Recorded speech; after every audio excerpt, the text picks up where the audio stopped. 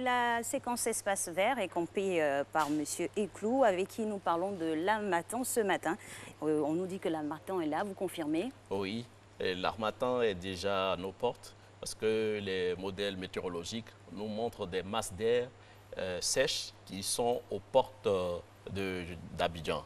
C'est-à-dire dans les jours à venir, sous peu, c'est-à-dire probablement ce week-end, on pourra avoir quelques prémices de vent sec d'harmattan.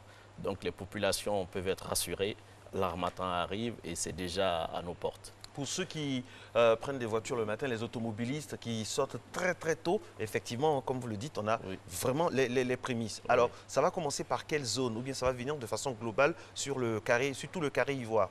Oui, l'harmattan a déjà commencé au nord de la Côte d'Ivoire. Donc depuis le mois de novembre, les populations du nord de la Côte d'Ivoire ont reçu des vents secs. Donc ces vents secs, dans leur marche, ont touché la région centre et sont en train de descendre vers le sud forestier et le littoral. Donc la ville d'Abidjan, se retrouvant sur le littoral, recevra les vents d'harmattan à compter de ce week-end. Déjà, on pourra dire le vendredi nuit ou le samedi. Ces vents-là vont commencer à toucher les régions d'Abidjan. À vous entendre parler avec la joie que vous exprimez face à ce sujet, on a envie de vous demander quels sont les bienfaits de l'harmattan, justement. Bon, il n'y a pas que de bien. Vous savez, chaque saison a son corollaire. Lorsque nous prenons la saison des pluies, on va constater que pendant la saison des pluies, nous avons une recrudescence des maladies telles que le paludisme. Mais pendant la période d'harmattan, nous avons aussi d'autres maladies telles que la méningite. Parce que l'air est sec, donc cela va fragiliser un peu les voies respiratoires et provoquer des développements au niveau de ces maladies-là, telles que la méningite, parce que la poussière est chargée de ces germes-là. Voilà. Donc l'harmattan, ce n'est pas, je dirais, sans conséquences. Il y a beaucoup de conséquences, surtout sur la santé des populations. Parce que les vents sont froids, donc ça fragilise les voies respiratoires et les populations peuvent se retrouver avec du rhume, tout ça. La grippe, La actuellement, grippe, oui. il y a une recrudescence de personnes grippées dans les salles d'attente des hôpitaux. Alors, quid de la physionomie de l'harmattan qui a changé? Depuis 1960 à nos jours, quand on parle d'harmattan, avant, on voyait nos parents avec des blousons d'hiver en France. Aujourd'hui, ça a tendance à être plus vers la poussière que plus vers le froid. Non. Vrai ou faux? Non, cela dépend des saisons. D'accord. Des fois, quand vous avez de grandes vagues de froid sur l'Europe, ces vents froids européens, par le mouvement des anticyclones, c'est-à-dire les zones de haute pression, vont pousser ces vents froids-là sur les régions désertiques. Mais la caractéristique de l'harmattan va se faire en fonction du sol qui est traversé. C'est-à-dire, dans la journée, vous allez voir que les vents sont secs et chauds à cause de l'amplitude diurne. Ça veut dire que vous avez le matin des températures qui peuvent être de l'ordre de 15 degrés et vous retrouvez dans l'après-midi avec des températures de 38 degrés. Donc vous avez cette amplitude diurne qui est extrêmement importante, ce qui va faire que les gens vont ressentir ces effets-là.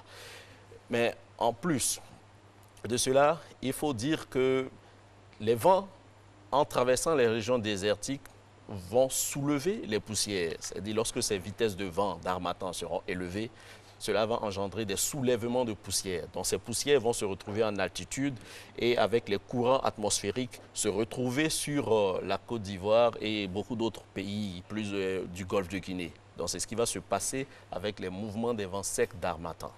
Alors, Monsieur Eclou, ce yo-yo du temps, là, avec le développement que vous faites par rapport à l'harmattan, vous situez des heures bien précises ou des moments de la journée. L'harmattan, c'est toute la journée? Oui, l'harmattan, une fois que c'est installé sur une région, c'est toute la journée. Mais les caractéristiques vont différer en cours de nuit. Dans la journée, ce vent sera sec et chaud. Et durant la nuit, ce vent sera froid et sec. Voilà. Ce qui caractérise le vent d'harmattan, c'est sa siccité. C'est-à-dire un vent vraiment sec, où vous avez des fois le taux d'humidité qui peut baisser dans certaines régions jusqu'en dessous de 10 degrés, 10%. Voilà, donc c'est vraiment sec. Alors qu'au niveau du littoral, nous sommes souvent dans une humidité qui est autour de 80 à 100 Donc pendant la période Harmattan que nous allons connaître, vous allez voir que le taux d'humidité va baisser. C'est-à-dire on va se retrouver dans nos régions autour de 40, 50 et voire certains moments, ça va descendre un peu plus. Donc, alors, amplitude thermique, vous avez amplitude diurne, oui. yo-yo, Alix a parlé de yo-yo du temps. Il y a beaucoup de ce côté imprévisible de l'harmattan là. Oui. Ça fait peur. Parce que c'est ça justement qui provoque les maladies. Oui, ce sont les soulèvements de poussière. C'est-à-dire lorsque les vitesses de vent sont extrêmement élevées, que les poussières sont soulevées, ces poussières vont renfermer ces germes de méningite. Et ces germes-là vont finir par infecter les voies respiratoires de certaines personnes. Vous allez constater que lorsque vous devez faire des déplacements vers les pays sahéliens, il est recommandé de faire des vaccins tels que la méningite et autres. C'est pour vous éviter de développer ces genres de maladies-là. Mais en Côte d'Ivoire, pendant les périodes où nous avons des pluies, nous sommes à l'abri. Mais dès que les poussières reviennent sur nous, il faut s'attendre à ce genre de maladies-là au niveau du pays. Monsieur Clou, on va vous mettre à l'exercice parce que vous venez de la Sodexam, Oui. c'est la structure qui collecte et puis trie, qui officie tout ce qui est au niveau de données météorologiques. Oui. Avec l'harmattan, comment on arrive pas à déceler les caractéristiques pour pouvoir prévenir des maladies et autres, pour éviter la recrudescence des grippes, de la méningite et autres? Alors, les relevés sont effectués dans nos stations météorologiques chaque jour. Chaque jour a sa particularité. Lorsque nous allons constater des vitesses de vent extrêmement élevées et que nous allons voir que les températures relevées, c'est-à-dire les températures minimales qu'on pourra avoir dans la journée, sont très très basses, donc nous savons que cela aura des répercussions sur je dirais, la population. Parce que vous allez voir que ce temps froid va fragiliser les voies respiratoires. Donc une fois que ça fragilise vos voies respiratoires, c'est clair, vous allez développer plus facilement ce genre de maladies. Donc c'est ce qu'il faut vraiment retenir. Mais les caractéristiques peuvent changer dans la journée. C'est-à-dire en cours de matinée, vous pouvez recevoir des vents d'harmattan qui sont beaucoup plus élevés. Et le soir, avoir une atténuation. C'est-à-dire quand l'atténuation va arriver, la population va mieux se sentir. Ce qu'il faut voir, c'est un peu la siccité de l'air. Une fois que l'air est très sec, cela engendre absolument des répercussions sur les voies respiratoires. Monsieur Clou, ça fait un bon bout de temps que vous êtes notre spécialiste et que vous êtes du côté de la Sodexam. On a l'habitude d'avoir des messages que vous envoyez sur les téléphones portables pour prévenir les populations. Ça, c'est au niveau de l'information.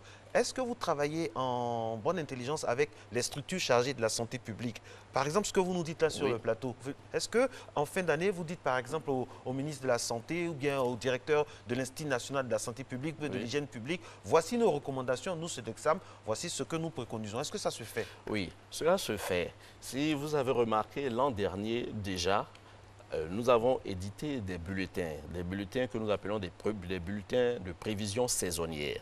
Donc ces bulletins vont donner la tendance sur la saison. Peut-être que pour l'harmattan, la population ne le sent pas véritablement. Mais au niveau des pluies, ça se voit à travers la cellule de crise du gouvernement. Donc cette cellule de crise va, je dirais, comporter tous les différents ministères, et l'ensemble de ces ministères vont tenir des réunions et pouvoir situer quelles seront les périodes les plus, je dirais, les pics où nous pourrons avoir des maladies telles que la méningite, etc., ou des recrudescences de paludisme. Donc nous travaillons en étroite collaboration. Donc il y va un peu de la survie de nos populations. Donc, nous le faisons pour pouvoir les avertir à chaque fois. Ce qu'il faut voir, c'est que des mises à jour sont réalisées chaque fois pour les bulletins météorologiques. Lorsque nous avons émis un bulletin, le temps ne s'arrête pas, il continue. Donc pour pouvoir prendre en compte les nouvelles informations, donc nous faisons ces mises à jour-là. Donc ces mises à jour vont venir donner les dernières tendances concernant l'évolution du temps. Alors, Monsieur Clou, le profil de l'harmattan est disparate sur le territoire. Oui. La preuve, la semaine dernière, vous me disiez que c'était déjà arrivé dans le nord, et c'est maintenant qu'il se trouve aux portes d'Abidjan. Oui. Alors, pour cette versatilité de profil-là, quelles sont les attitudes en fonction du lieu où on se trouve sur Abidjan ou dans la Côte d'Ivoire? Ce qu'il faut dire, chacun connaît un peu son organisme. Donc, quand vous allez voir qu'il y a des vents secs qui sont sur nous, il sera préférable de se vêtir chaud. Voilà. Et peut-être pour des personnes qui ont vraiment des voies respiratoires extrêmement sensibles, c'est de se couvrir un peu, je dirais rester dans la maison, ou bien si vous êtes obligé de vous déplacer, vous couvrir un peu le nez pour éviter de trop respirer ces vents secs-là. Voilà, ce sont un peu ces genres de méthodes qu'on peut utiliser pour se mettre à l'abri devant de tels phénomènes météorologiques. Et on parle aussi de masser régulièrement la poitrine et le dos et la plante des pieds pour les enfants. Oui. C'est des bonnes vieilles méthodes. Alors, j'ai failli dire docteur parce que... Docteur du temps. Docteur du temps, parce que ce que les gens aussi veulent savoir, c'est que quel est le corollaire Harmattan environnement? Est-ce que le fait qu'Abidjan soit très pollué, on n'a jamais les chiffres de pollution au jour le jour, soit dit en passant d'Abidjan, est-ce que le fait qu'il y ait l'Harmattan, pollution, il n'y a pas un effet? Si, il y a un effet, parce que l'harmattan, ce sont de nombreuses particules de poussière qui sont dans l'atmosphère, en suspension. Et lorsque nous avons aussi la population, nous avons encore la pollution, nous avons des microparticules qui sont encore en suspension. Ça va faire que vous aurez un additif au niveau de ces différents constituants atmosphériques-là. Et bien sûr, des répercussions sur les populations. Donc, ce que je peux dire, c'est que les études sont menées. C'est-à-dire les calculs sont faits. Donc, nous avons des stations pour pouvoir mesurer les taux de pollution atmosphérique dans certains pics, parce que toutes les zones ne sont pas concernées par les pics de pollution. Vous pouvez vous retrouver à Djamé, au niveau de Liberté, qui est un pôle où vous allez recevoir beaucoup de véhicules de transport en commun, tels que les Baka et autres. Donc vous allez voir qu'à ces niveaux-là, on aura des pics de pollution. Il peut y avoir aussi des zones où les femmes fument le poisson. Ces zones aussi seront des zones de forte pollution. Donc, en fonction du lieu où vous trouvez, voilà, des activités qui sont réalisées, vous allez vous retrouver avec des pics de pollution importants. Monsieur Eclou, Harmattan et changement climatique, pourrait-on en parler? Parce que ce 31 même, on a vu tomber de la pluie. Hein. Oui. Et je disais que le littoral ivoirien est concerné par un conflit permanent entre les vents de mousson et les vents d'harmattan. Ce qui fait que même si l'harmattan commence sur le littoral, vous ne pouvez pas dire qu'il ne va pas avoir de précipitations. Parce que du jour au lendemain, on peut avoir les vents de l'océan qui sont plus forts, qui remontent sur le continent. Une fois que ces vents remontent sur le continent, il y a la convection qui peut suivre. Donc si cette convection se réalise, donc la vapeur d'eau va se condenser. Une fois condensée, vous avez la formation de nuages. Et quand vous avez des nuages, vous pouvez avoir des précipitations. Pendant la période d'harmattan, il n'y a pas de précipitation. Vous regardez le ciel, vous avez un ciel qui est clair. Ou bien le ciel peut avoir une teinte un peu orangée liée aux particules de poussière qui sont en suspension. Sinon, lorsque le taux de particules de poussière en suspension baisse, vous constaterez que vous avez un ciel clair. Donc, il n'y a pas de précipitation pendant l'harmattan. C'est ce qui fait la caractéristique même de l'harmattan. L'harmattan, qui dit harmattan, dit absence de pluie. Une fois que vous avez des nuages, c'est là que vous pouvez avoir des précipitations. OK. Alors, tout ça, c'est bien. On est très heureux de profiter de votre expertise. Mais tous vos résultats, là, toutes vos études, là, qui en profite? Est-ce que le gouvernement ou bien les institutions vous sollicitent pour intégrer ça au développement? Oui, est-ce que, par exemple, un candidat à une élection, un nouveau député ou bien présidentiel vient voir avec vous, ah, mais je veux avoir les données pour pouvoir axer mon programme de gouvernement au niveau de l'environnement. Est-ce que ça se fait? Ou bien c'est des études comme ça qui restent dans le placard, comme nous sommes habitués dans nos pays africains? Non, nos études ne restent pas dans le placard. Ce que je peux dire, ces études, quand elles sont réalisées, elles sont diffusées à la population. Ce qu'il faut dire, les gens vont rechercher des informations météorologiques en fonction de leurs activités. Quand vous allez prendre des planteurs de café cacao, ils viendront vers la Sodexam pour pouvoir connaître la tendance pluviométrique. C'est pour ça que je vous ai parlé de bulletins de prévision saisonnière. Donc ces bulletins vont donner la tendance pour la saison. C'est-à-dire chaque 3 mois, il y aura un nouveau bulletin qui sera édité pour prendre en compte les nouvelles informations atmosphériques. Quand vous allez prendre les universités et autres, il y aura encore d'autres besoins qui seront, je dirais, plus spécifiques, voilà, plus techniques. Voilà, qui seront demandés à la Sodexam et nous leur apportons cette assistance-là Donc, les informations sont vraiment utiles pour nos populations. Les décideurs. Bien sûr, les décideurs aussi. Parce que le ministère de la Santé a besoin de savoir quelles sont les tendances, comment sera la pluviométrie et autres. Donc, chaque année, nous donnons à la population ces informations-là. Vous avez vu l'année dernière, quand on avait commencé l'année, on a dit qu'il y aura de fortes précipitations en cours d'année. Vous avez vu que les précipitations ne se sont pas arrêtées pratiquement durant 2019. Donc, c'est ce genre d'informations que nous donnons à chaque fois. Donc, rassurez-vous, nous portons ces informations-là à la population et c'est vraiment utile. C'est-à-dire chacun y trouve son compte à travers les informations météorologiques qui sont délivrées par la Sodexam. C'est une bonne nouvelle, Monsieur Iclou, parce que la synergie de vos actions fait profiter plusieurs personnes. Justement, parlons des activistes écologiques. Oui. Comment vous collaborez avec eux? C'est eux-mêmes qui font leurs recherches, ils vous apportent des données, il y a un partage d'informations, ou c'est vous qui avez l'exclusivité de donner, on va dire, l'information quant au temps? Oui, ce qu'il veut dire, c'est que la Sodexam a l'avantage d'avoir des stations météorologiques disséminées sur l'ensemble du territoire. Donc, ces stations vont nous donner, voilà, ces stations synoptiques vont nous donner différentes informations sur le temps qu'il va faire. Ce qui fait que la Sodexam est vraiment à l'aise pour donner des informations au grand public. Il est un peu difficile pour un individu d'aller acheter une station météorologique pour l'implanter quelque part pour avoir des informations. Il serait préférable de se rapprocher de la Sodexam pour avoir ces informations-là. La Sodexam a le personnel pour pouvoir faire les mesures, les équipements qui vont nous donner toutes ces mesures-là. Et vous vaquez à une autre occupation. Donc, vous laissez je dirais... Comme quoi, il ne faut pas rentrer sur notre territoire. Non. Il serait assez difficile pour vous de pouvoir implanter des stations un peu partout en Côte d'Ivoire pour des informations météorologiques. Donc, la Sodexam a déjà ces stations-là un peu partout. Donc, il serait, je dirais, bénéfique pour vous de vous rapprocher de la Sodexam pour avoir ces informations-là. Ça, c'est le branding. C'est le branding. Alors, Monsieur Iclou, est-ce que on dit souvent que les premiers relevés météorologiques en Côte d'Ivoire sont par les plantations, les grandes plantations, au début des années 1900? Oui, 1900. Les grandes plantations d'EVA, de palmiers à huile. C'est comme ça qu'on a eu les premiers relevés météo en Côte d'Ivoire, soit dit en passant. Donc, ça veut dire que l'agriculture occupe une place de choix. Quelles sont vos relations quotidiennes avec les paysans? Vous avez dit tout à l'heure qu'ils viennent, qu'ils vous appellent, mais comment eux, ils appréhendent ça?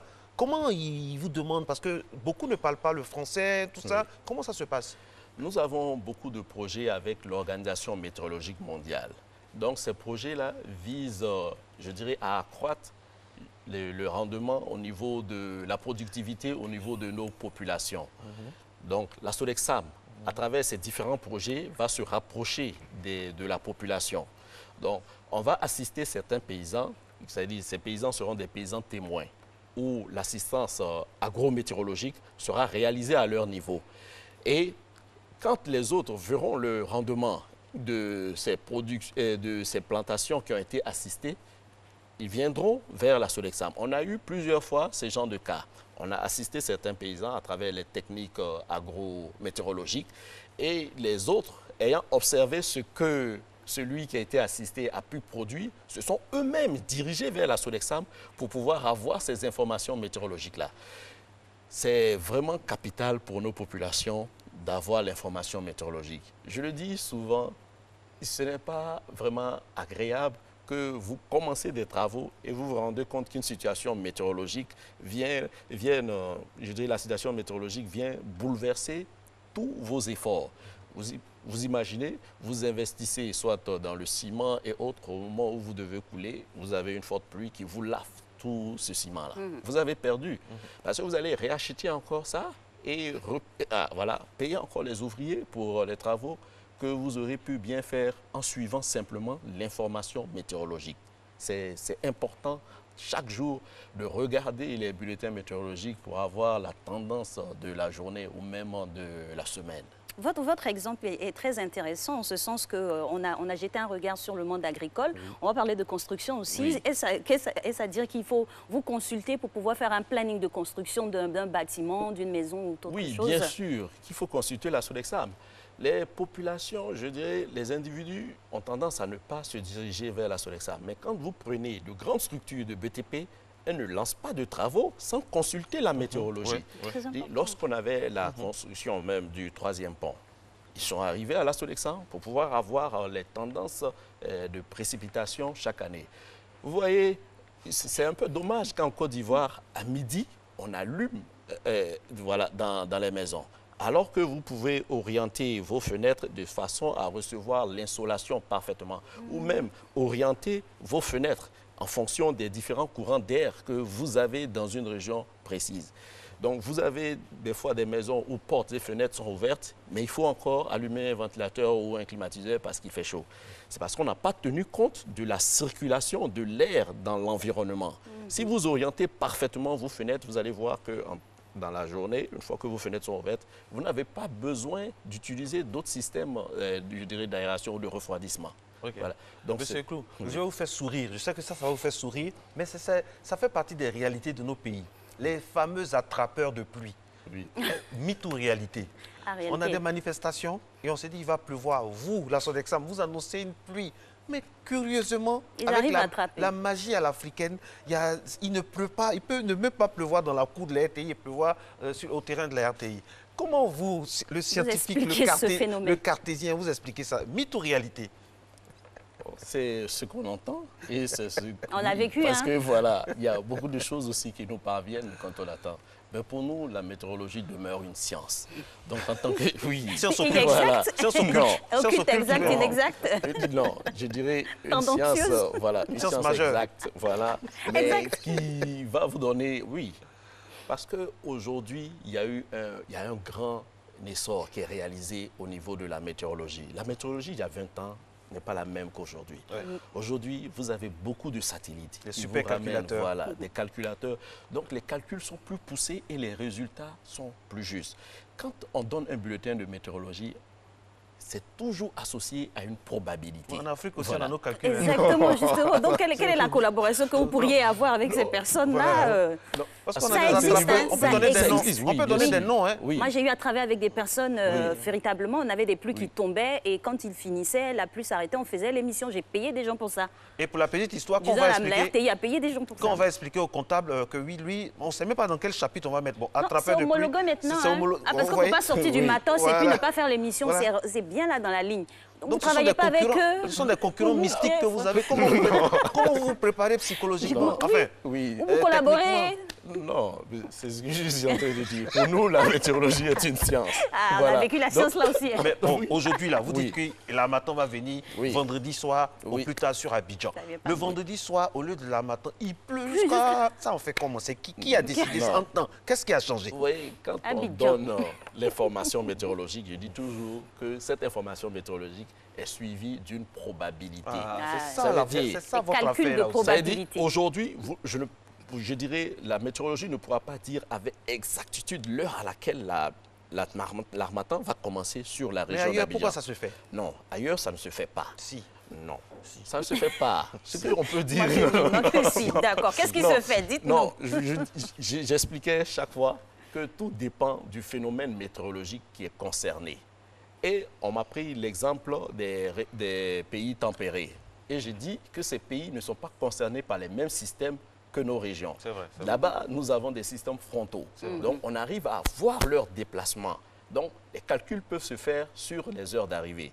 Mais concernant nos régions, il y a des calculs aussi qui sont faits sur des phénomènes qui doivent arriver. C'est-à-dire, lorsque nous avons des lignes de grains, c'est-à-dire de gros orages qui doivent arriver, nous faisons des calculs pour vous donner à peu près l'heure d'arrivée de ces phénomènes. Mais pourquoi en Afrique, ces calculs-là sont difficilement cernables comme les autres pays? La probabilité n'est pas précise. C'est particulier, c'est quoi? C'est dû à quoi? Non, la probabilité, on ne peut pas dire que ce n'est pas précis.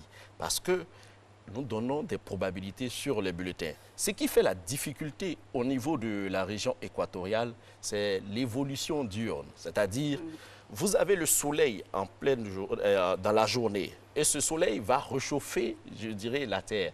Et quand on a ce réchauffement, vous avez ce phénomène qu'on appelle la convection. Donc, la vapeur d'eau va se condenser et tout de suite, voilà, vous avez un nuage. Oui. Qui dit nuage, dit précipitation ou non. Oui. Parce que si vous n'avez pas de nuage, là, vous êtes sûr qu'il n'y a pas de précipitation. Mais lorsque vous avez un nuage au-dessus de vous, vous pouvez vous attendre à des précipitations. le nuage peut être précipitant ou pas. Mais c'est-à-dire, Avec le vent aussi voilà. qui peut pousser Oui. ou maintenir. Donc, ces gens de... Non, rassurez-vous, au niveau de la Côte d'Ivoire, nous faisons des calculs aussi poussés pour vous donner des informations vraiment les plus pointues. C'est ce qu'on fait pendant la période, la grande période des pluies, où nous donnons des messages d'alerte. Ces messages d'alerte viennent de quoi?